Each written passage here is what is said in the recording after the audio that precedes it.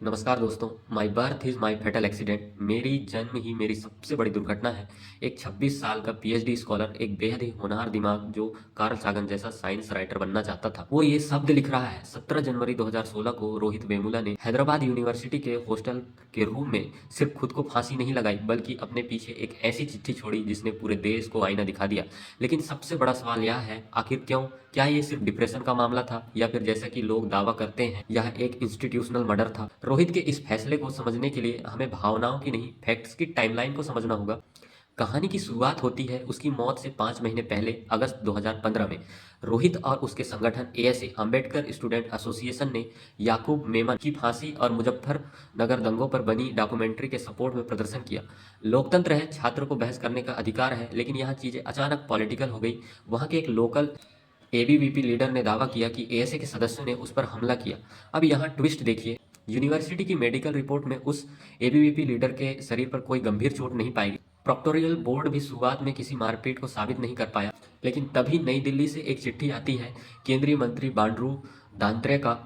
वो लिखते हैं और इन छात्र को जातिवादी, उग्रवादी और एंटी नेशनल करार दे देते हैं। अचानक दबाव बढ़ता है। वहीं यूनिवर्सिटी प्रशासन, जिसने पहले इन्हें सिर्फ चेतावनी देकर छोड़ दिया था, अब रोहित समेत 5 छात्रों को सस्पेंड करने का फैसला ले लेता है। यह कोई सामान्य सस्पेंशन नहीं था, यह एक सोशल बायकॉट था।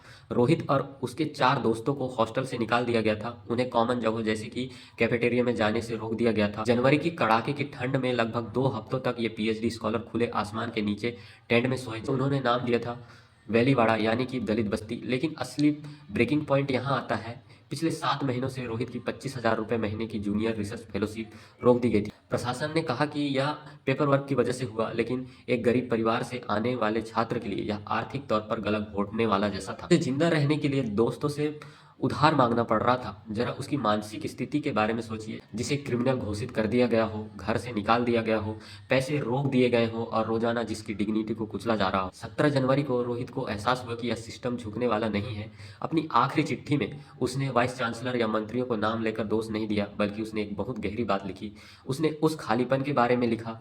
उसने लिखा, एक इंसान की कीमत उसकी पहचान और उसकी तत्कालिक संभावना तक सिमट कर रह गई है। एक वोट तक, एक आंकड़े तक, एक वस्तु तक। तो क्या यह सिर्फ एक आत्महत्या थी? जब आप किसी छात्र का फंड रोक देते हैं, उसका सामाजिक बहिष्कार करते हैं और उसकी राय के लिए उसे देश का दुश्मन बना देते हैं, तो आप उसे सिर्फ सजा नहीं दे रहे होते हैं, आप उसके जीने की इच्छा को तोड़ रहे होते हैं। रोहित वेमुला ने मरने का फैसला इसलिए नहीं किया क्योंकि वह कमजोर था। उसने यह फैसला इसलिए किया क्योंकि उसके लिए सम्मान से जीने की जगह इस सिस्टम ने खत्म कर दी थी।